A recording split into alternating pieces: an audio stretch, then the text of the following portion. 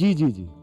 किससे बात कर रहे थे इतना हंस हंस कर? किसान कॉल सेंटर में विशेषज्ञ से खेती के बारे में सलाह ले रहा था। सुबह भी रात को भी? किसान कॉल सेंटर सुबह 6 बजे से रात को 10 बजे तक खुलता है। रविवार को भी? साल के 365 दिन खुलता है। पर तुम ये सब क्यों पूछ रही हो? मैं तो कुछ और ही समझी थी। कृषि संबंधी समस्याओं का अपनी भाषा में तुरंत समाधान पाने के लिए पूरे भारत में किसी भी फोन से राष्ट्रीय हेल्पलाइन नंबर 1800-180-1551 पर संपर्क करें। भारत सरकार का हर प्रयास किसानों की प्रगति को दे रहा एक नया विश्वास। देश के किसानों के प्रति समर्पित भारत सरकार विशेषकर पूर्वोत्तर राज्यों और अंडमान निकोबार के कृषि क्षेत्र के विकास के लिए नई प्रगतिशील कदम उठा रही है, जिससे वहां के किसान तेजी से तरक्की कर रहे हैं। कृषि क्षेत्र के विकास को अनवरत जारी रखते हुए माननीय प्रधानमंत्री श्री नरेंद्र मोदी जी के नेतृत्व में भारत सरकार ने एक दूरदर्शी निर्णय लेते हुए देश में राष्ट्रीय खाद्य तेल मिशन ऑयल पाम की शुरुआत की है, जिससे पूर्वोत्तर राज्यों और अंडमान निकोबार के किसानों को विशेष लाभ मिलेगा। पूंजी निवेश में वृद्धि होगी, खाद्य तेल आयात पर निर्भरता कम होगी और रोजगार के अवसरों का सृजन होगा। खाने के तेल में आत्मनिर्भरता के लिए अब राष्ट्रीय खाद्य तेल मिशन ऑयल पाम का संकल्प लिया गया है। नॉर्थ ईस्ट और अंडमान निकोबार द्वीप समूह ये वो क्षेत्र हैं जहां आसानी से पाम की खेती हो सकती है, पाम ऑयल का उत्पादन हो सकता है।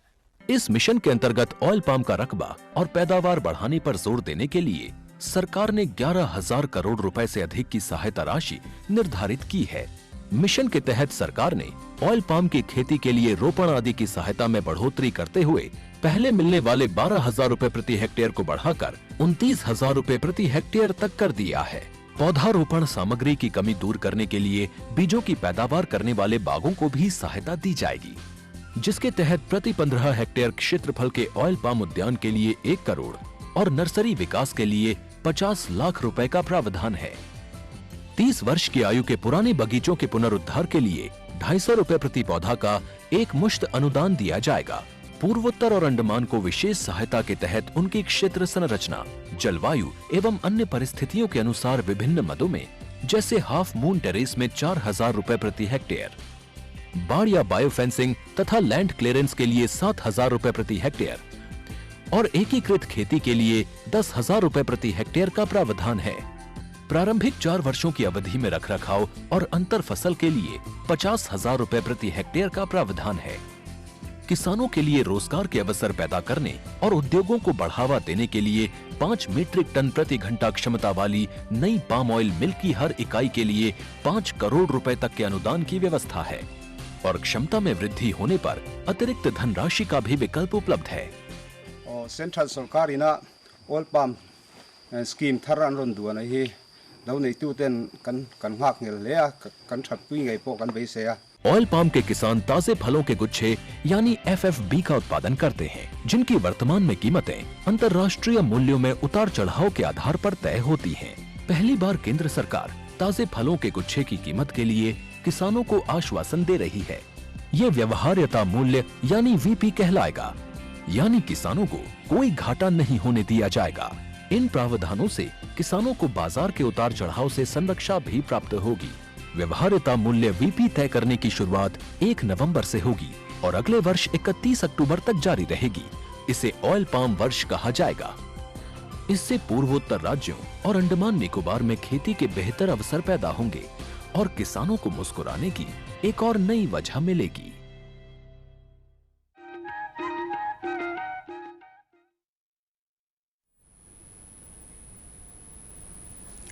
जय जोहार किसान भाइयों, कार्यक्रम कृषि दर्शन में आप मन के बहुत बहुत स्वागत है।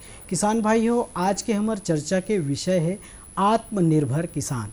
संगवारी हो, आज के जो संकट के दौर है, संकट के घड़ी है, ये में हमन ला सजग रह के कठिन मेहनत और परिश्रम करके आत्मनिर्भर बन के अपन जिंदगी ला खुशहाल बनाए के ज़रूरत है संगवारी हो।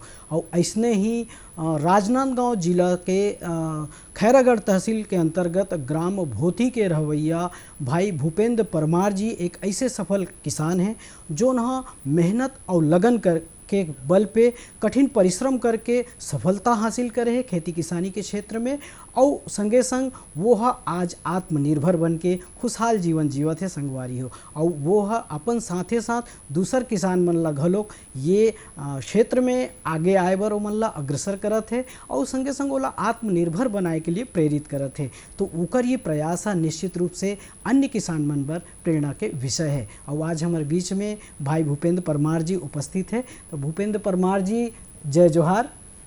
जय जोहार। हमारे कार्यक्रम में आप मन के बहुत बहुत स्वागत है। भूपेंद्र जी, आप मन जो सफलता हासिल करे हो कृषि के क्षेत्र में, वो निश्चित रूप से अन्य किसान मन पर प्रेरणा के विषय है। आप कैसे सफलता हासिल करे हो, एकर ऊपर एक छोटे से लघु फिल्म बने हैं, और पहली हमन वो फिल्म ला देखन फिर आपसे चर्चा करबो। तो किसान भाई हो, कैसे भूपेंद्र परमार जी सफलता हासिल करके आत्मनिर्भर बने हैं, एला जाने बर आओ चलथन ओकर कर्मभूमि, ओकर बाड़ी माँ।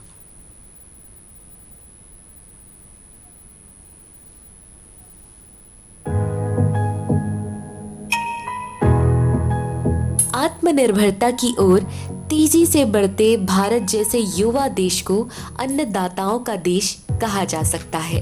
कृषि प्रधान भारत देश में अब युवा किसान भाई बहन भी प्रत्यक्ष रूप से कृषि जगत में जुड़कर हाथ आजमा रहे हैं। चाहे वो किसी भी प्रकार के अनाज की खेती हो, फल फूल हो या सब्जियों की खेती। ऐसे ही एक आत्मनिर्भर किसान भाई हैं भूपेंद्र परमार, जो ग्राम भोथी, तहसील खैरागढ़, राजनांदगांव के रहवासी हैं।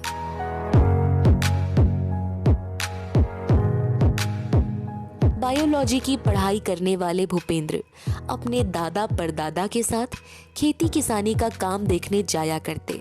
अपनी पढ़ाई लिखाई खत्म करके भूपेंद्र ने अपनी पीढ़ी दर पीढ़ी चली आ रही कृषि कार्य को अपनाया, और न केवल अपनाया बल्कि वक्त के साथ चलते हुए परंपरागत कृषि प्रणाली के साथ ही वैज्ञानिक विधियों से खेती बाड़ी करना शुरू किया। सन 1995 से सब्जियों की खेती करने वाले छत्तीसगढ़ के सफल एवं आत्मनिर्भर किसान भाई भूपेंद्र परमार जी आज हजारों युवाओं और किसानों के लिए प्रेरणा स्रोत हैं। वर्तमान में 9 से 10 एकड़ की जमीन में खेती करने वाले भूपेंद्र जी अपने खेतों को वैज्ञानिक विधियों से सजा चुके हैं, यानी वेदर स्टेशन जैसे मौसम संबंधी सेंसर लगाकर स्मार्ट किसान का काम कर रहे हैं।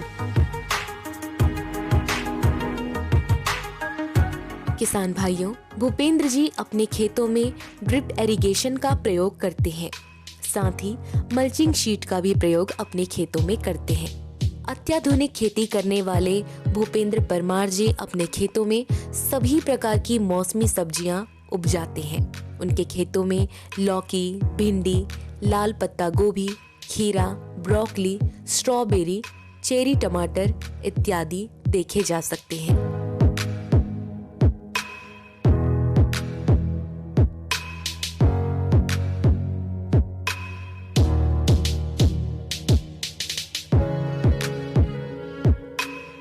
पूर्वजों की देखरेख, दादा परदादा के सीख के साथ अत्याधुनिक जानकारी लेके भूपेंद्र जी आज आगे बढ़ रहे हैं और औरों को भी आगे बढ़ाने का कार्य खेती किसानी के क्षेत्र में कर रहे हैं। भूपेंद्र जी का कहना है कि युवाओं को खेती किसानी के कार्य में आगे आना चाहिए, क्योंकि भोजन हमारी पहली प्राथमिकता है और अच्छा भोजन हम सभी की जिम्मेदारी है।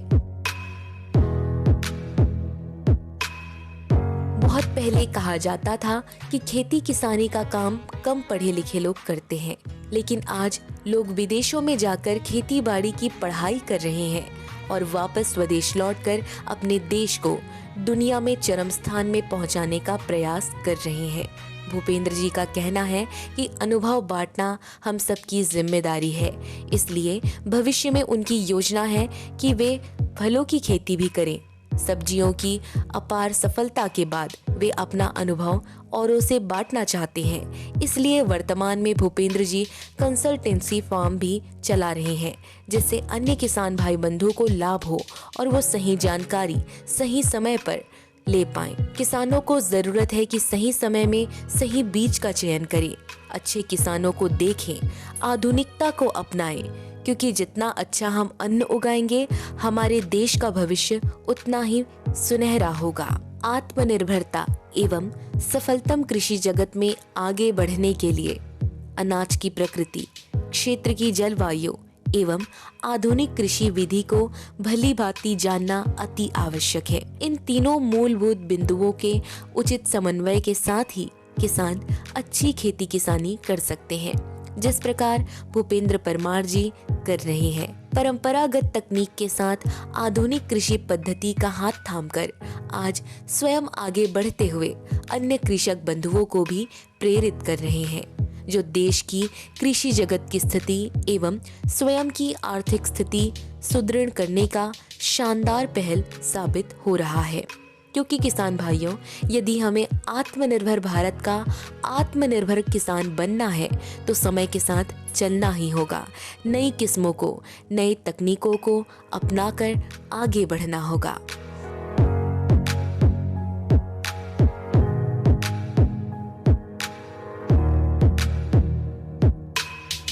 छत्तीसगढ़ में भूपेंद्र परमार जैसे आत्मनिर्भर किसान आज अन्य लोगों को भी आत्मनिर्भरता की सीढ़ी में चढ़ा रहे हैं। कृषक बंधुओं, समय के साथ चलते हुए अन्नदाता आधुनिक जगत में कृषि के उन्नत तरीकों को अपनाकर बेहतर खेती करके आत्मनिर्भर किसान बन सकते हैं।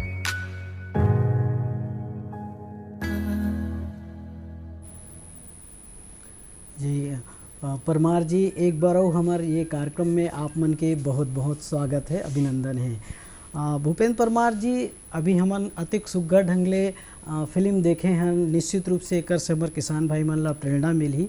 तो आप अतका बढ़िया काम करे हो, मेहनत और लगन आपके दिखत है, तो ये आप आत्मनिर्भर बने हो। तो परमार जी, आप एक शुरुआत कैसे करे हो, कैसे खेती किसानी के क्षेत्र में आए और ये क्षेत्र से जुड़े, तो शुरुआत कैसे ढंग ले हुई आप मन के? चूँकि पारिवारिक पृष्ठभूमि ही किसानी की थी जी, खेती की थी। हमारे दादा परदादा के समय से हम यही सब्जियों की खेती का कार्य कर रहे थे, जिसको हमारे पिताजी ने आगे बढ़ाया। मैंने भी अपनी पढ़ाई पूरी करने के बाद फिर खेती उनके साथ संभाली, खेती करना शुरू किया।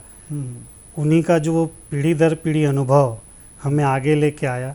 खेती के साथ साथ जैसे जैसे बदलाव होते गया, समय के साथ साथ नई तकनीक आती गई, हम लोगों ने, हमारे पिताजी ने, फिर मैंने अपनाई और उसी का ये परिणाम है कि आज हम अच्छी खेती कर पा रहे हैं।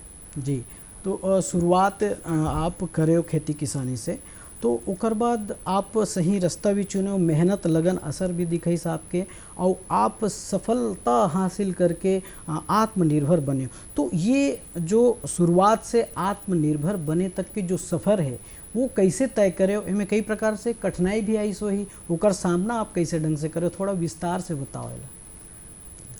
हमारी जो ज़मीन थी, पिताजी जहाँ खेती करते थे, बिल्कुल नाले के किनारे थी। हर साल बाढ़ में वो ज़मीन डूब जाती थी जी। और तब मैं पढ़ाई कर रहा था। उसके बाद हम लोगों ने धीरे धीरे, मेरी पढ़ाई मैंने समाप्त करी, पिताजी के साथ खेती में जुड़ा। किसी कारणवश मुझे जल्दी खेती में आना पड़ा, कम उम्र में ही। चूँकि मेरा जन्म खेत में ही हुआ था, किसान परिवार में बचपन से हम लोग, मकान भी खेती में ही था, वहीं रहते थे जी। तो खेती की समझ तो थी, पर धीरे धीरे जब खेती में जुड़ा तो वो चैलेंजेस सामने आए कि भाई खेती आसान नहीं है, सीखना तो पड़ेगा। किसान का बेटा केवल होने से काम नहीं चलेगा। नए वक्त के साथ जो बीज, हर बार बीज बदल जाते थे, कभी नए कीट लग गए, नए रोग लग गए, धीरे धीरे अनुभव से सीखते रहे जी। फिर हुआ ये कि हमारी जब पीढ़ी आई तो हम लोगों ने जो शुरू किया कि इन्फॉर्मेशन शेयरिंग, एक दूसरे के साथ बांटना, कि जो नई तकनीक की जानकारी के साथ साथ क्या कीड़ा लग रहा है, क्या रोग लग रहा है। जब ये सब बांटना हमने शुरू किया तो ये सीखा कि ये तो हम बहुत तेज़ी से खेती सीखते जा रहे हैं इस तकनीक के कारण।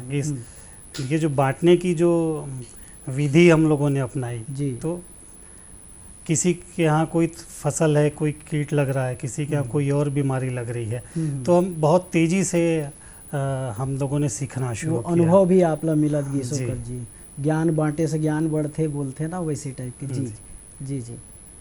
तो कठिनाई जैसे कई प्रकार के सामने ही सोई, तो ओकर सामना आप कैसे ढंग से करे हो? जैसे पुरानी जो ज़मीन थी काफ़ी ज़्यादा वहाँ तकलीफ़ थी, छोटा सा कम एकड़ का खेत था, हर साल बाढ़ में डूब जाता था। जी तो हमारे पिताजी को मैंने यही देखा कि हर साल वो कर्ज लेते थे, जी। नई फसल लगाते थे, फिर से बाढ़ में डूब जाती थी। जैसे मैं खेती में आया तो मैंने पिताजी को ये समझाया, हम लोगों ने मिलकर तय किया कि भाई ये ज़मीन हम बेच के कहीं और ले लें जहाँ बाढ़ ना आती हो। तो पहला काम हमने ये किया। तो उसके बाद हम लोगों ने जैसे ही वो नई ज़मीन ली तब तक ड्रिप की तकनीक आने लगी थी बाज़ार में। तो हम लोगों ने थोड़े से एरिया में 1 एकड़ में लगभग ड्रिप लगा कर देखा। ड्रिप लगाने से अच्छा उस फसल में हमें मुनाफा हुआ। ड्रिप लगाने का ये फ़ायदा हुआ कि हमारी पानी की बचत हुई, उत्पादन थोड़ा सा हमारा बढ़ा और थोड़ा सा मज़दूरों का काम थोड़ा कम हुआ।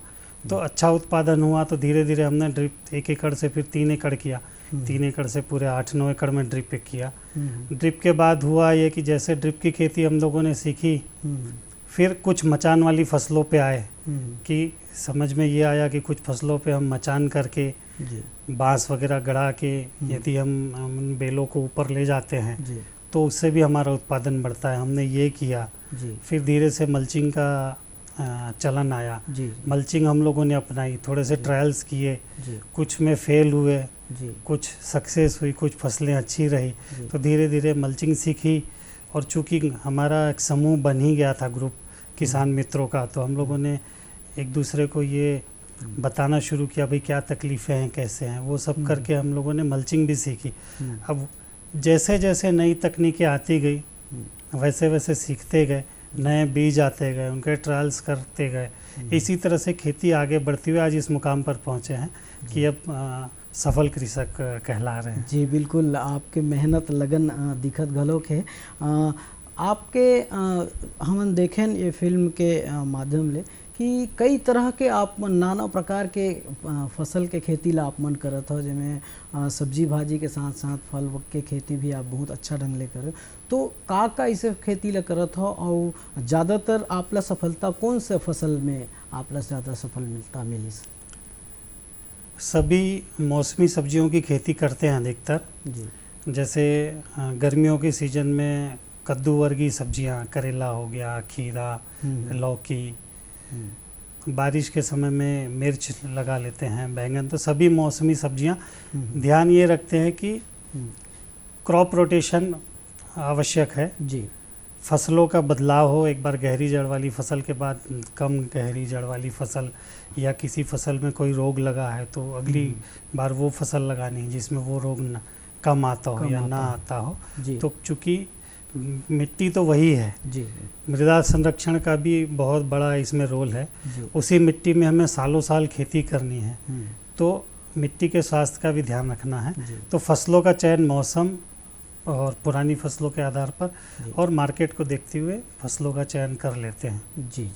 जी परमार सर, एक और आपके अंदर एक नेक गुण देखे मिली से हमला कि आप स्वयं के लिए खेती किसानी करके आगे बढ़ के आत्मनिर्भर तो बने हो, फिर आप मन छत्तीसगढ़ राज्य के किसान मन के संगे संग दूसर राज्य के किसान मन ला घलोक खेती किसानी के गुर सिखात हो, वहाँ जा कर के ओकर खेत में जाके ओकर समस्या के समाधान करत हो, ओकर मन के एक मदद करके उमन ला सफल कृषक बनाए के प्रति आप मन जो योगदान देत हो, ये भावना आपके अंदर कैसे जगीस, कैसे ढंग ले आप ये काम न कर पाते हो? दरअसल मेरी खेती का एरिया बहुत छोटा था, 8 से 9 एकड़ में खेती कर रहा था और मैं मुश्किल से 2 या 3 फसल लगा पाता था। मुझे तो सभी फसलें सीखनी थी, इच्छा बहुत थी कि मैं यदि मैंने मिर्च लगाई हुई तो मुझे टमाटर भी सीखना था। तो काफ़ी समय मेरा बच जाता था। तो अब चूँकि खेती कर रहे थे, नई तकनीक भी सीखनी है, नई फसलों का भी सब सीखना है, तो दूसरे किसानों के यहाँ घूमने अब मैंने शुरू किया। जब भी मैं खेती से फ्री होता था, किसी न किसी मित्र के यहाँ हमारे क्षेत्र में और जो सफल कृषक उनके यहाँ घूम के सीखना शुरू किया, उनसे सीखना शुरू किया कि वो अच्छा क्या कर रहे हैं। तो इसी तरह से कुछ घूम के तो कुछ मैंने उनको कुछ सलाह दी, कुछ उनसे मैंने सीखा।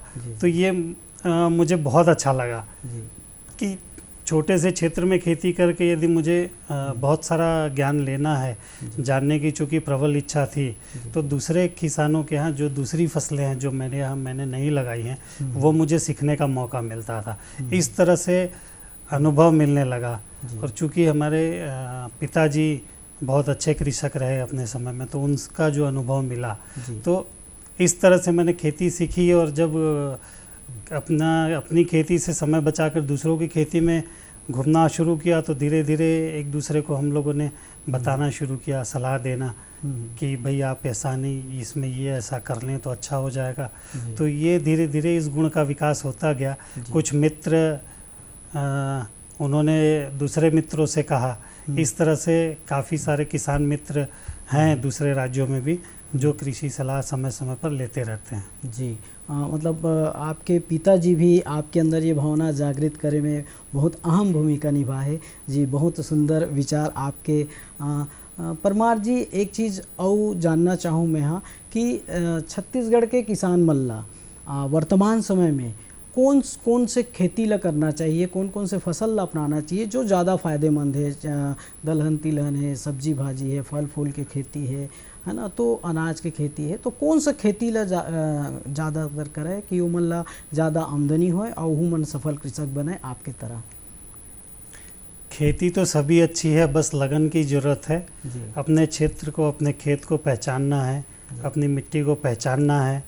हमारा वातावरण छत्तीसगढ़ का इतना अनुकूल है कि हम यहाँ सब कुछ कर सकते हैं। हम अनाज भी कर सकते हैं, दलहन तिलहन भी कर सकते हैं, सब्जियाँ भी कर सकते हैं और फल भी कर सकते हैं। ज़रूरत है समझने की कि हमारी क्षमता कितनी है, किस जगह पे हम खेती कर रहे हैं और अभिरुचि हमारी किस सब्जियों की तरफ है। वो बिल्कुल वो पहचान के वो खेती की जा सकती है। जी, अभी एक चीज़ वो देखे मिलते कि ज़्यादातर किसान भाई मन परंपरागत खेती ला हमारे छत्तीसगढ़ में ज़्यादा करे, लेकिन अभी समय बदलत जाते, अब आधुनिक खेती के ओर अग्रसर होते किसान मन हाँ। तो और आधुनिक किस्म के कृषि उपकरण भी आगे जेकर सहायता लेके किसान भाई मन अच्छा आमदनी कमाते। तो आधुनिक खेती हमारे किसान भाई मन ला काबर करना चाहिए, का फ़ायदा है आधुनिक खेती करे से? आधुनिक खेती से हम कम क्षेत्र में ज़्यादा उत्पादन ले सकते हैं। ज़्यादा उत्पादन लेंगे तो सीधी सी बात है मुनाफा ज़्यादा कमाएंगे। मजदूरी का जो हमारा खर्च है वो हम थोड़ा सा अपना कम कर सकते हैं। तो आधुनिक कृषि यंत्रों को अपनाकर, जैसे हमारा वेदर स्टेशन हो गया, मल्चिंग हो गई और ड्रिप इरिगेशन हो गया, ये सब करके हम सामान्य खेती से कहीं ज़्यादा उत्पादन ले सकते हैं। और खेती में तो एक ही गणित है, जितना ज़्यादा उत्पादन लेंगे उतना अच्छा मुनाफा हमें मिलेगा। जी, आप अपन बाड़ी में, खेत में कुछ यंत्र लगाए हो जो मौसम के वो कर लिए, कुछ सेंसर के लिए, वो का हरे और ओला लगाए से का फ़ायदा होते हैं, ओला थोड़ा किसान भाई मतलब बताओ। ये मौसम विभाग का एक फसल करके डिवाइस है जी, जो कि वहाँ खेत पे लगा है, सोलर से चलता है। इसका पूरा डाटा हमें मोबाइल एप्लीकेशन में मिल जाता है। रोज़ का तापमान कितना है, मैक्सिमम टेम्परेचर, मिनिमम टेम्परेचर, दूसरा आज की आर्द्रता कितनी है, हवा की गति कितनी है, हवा की दिशा क्या है, और उसके साथ साथ हमें उससे ये भी पता चलता है कि कौन सा कीड़ा या कौन सी बीमारी लगने वाली है। पूर्वानुमान हम मौसम के अनुसार कर सकते हैं, जिससे बीमारी या कीड़ों के आने से के बाद वाले प्रबंधन में खर्च बढ़ाने से अच्छा है यदि हमें पता चल जाए कि इस तरह का मौसम है, ये कीट या ये बीमारी लग सकती है, तो हम अपना पहले का कोई से नियंत्रण करके हम अपना खर्च कम कर सकते हैं। परमार जी, अंत में हमारे किसान भाई मन ला कुछ संदेश देना चाहूँ जे आपसे प्रेरणा लेके, ताकि आपके जैसे भी वो सफल कृषक बने और आत्मनिर्भर बने, तो कर ले कुछ संदेश देना चाहूँ हमारे किसान भाई मन ला। युवाओं को खेती में आना चाहिए जी। पहले सभी ये सोचते थे कि खेती पढ़े लिखे लोगों का काम नहीं है, पर अभी जो खेती है वो सचमुच पढ़े लिखे लोगों का काम है। युवा खेती में आएंगे तो पुराने लोगों को भी सिखाएंगे, समझाएंगे आत्मनिर्भर बनेंगे तो जी। युवाओं को पढ़ लिख के जब खेती में आएंगे, जी। नई तकनीक के साथ खेती करेंगे तो बहुत अच्छी खेती वो कर पाएंगे, बहुत अच्छा अन्न उपजाएंगे। तो उससे हमारे देश को अनाज में, सब्जियों के उत्पादन में युवाओं की ही ज़रूरत है। जी जी जी। परमार जी, अभी बेरा हो गए गीत और संगीत के, तो चलो आनंद लेथन ये छत्तीसगढ़ी गीत और संगीत के।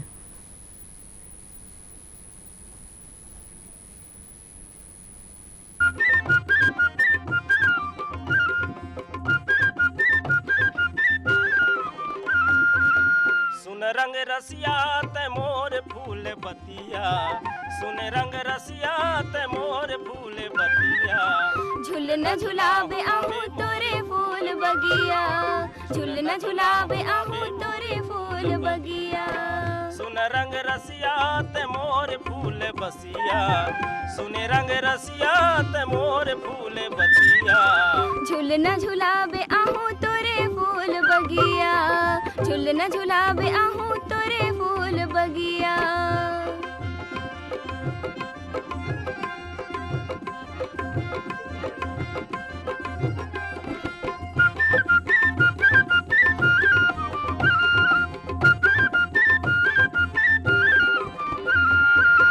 रति हम बन के तया थच हो सपना, रति हम बन के तया थच हो सपना। कबर नहीं समझस ते मन के मोर कल्पना, कबर नहीं समझस ते मन के मोर कल्पना। रति हम बन के तया थच हो सपना, रति हम बन के तया थच हो सपना। कबर नहीं समझस ते मन के मोर कल्पना, कबर नहीं समझस ते मन के मोर कल्पना। बोली हनोहर भैगे, बोली हनोहर भैगे, नहीं आवे आखिर नींदिया। झुलना झुलावे आहू तोरे फूल बगिया, झुलना झुलाहू आवे तोरे फूल बगिया।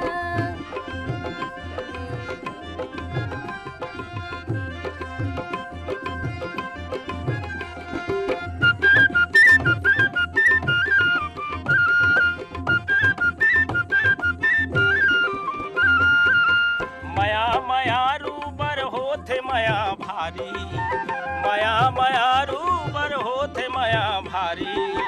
जिंदगी भर छूटे नहीं सिर तुन संगवारी, जिंदगी भर छूटे नहीं सिर तुन संगवारी। माया माया रूबर होथे माया भारी। परमार जी, अब आप मन हमारे कार्यक्रम में आए हो, अतिक सुघर जानकारी देव और हमारे किसान भाई मन ला प्रेरित करो कि कैसे ढंग ले आत्मनिर्भर बने जा सकते, सफलता हासिल कर सके। अतिक सुघर जानकारी देव, एकर लिए आप मन के बहुत बहुत धन्यवाद। परमार जी, अभी अब बेरा विदाई हो के घलोक हो गए है, तो हमन किसान भाई से विदा ले लें।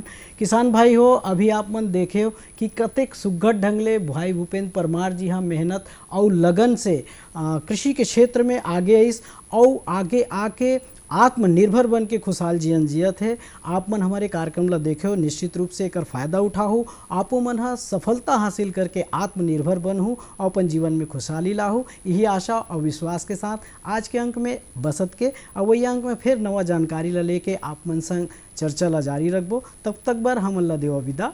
जय जोहार।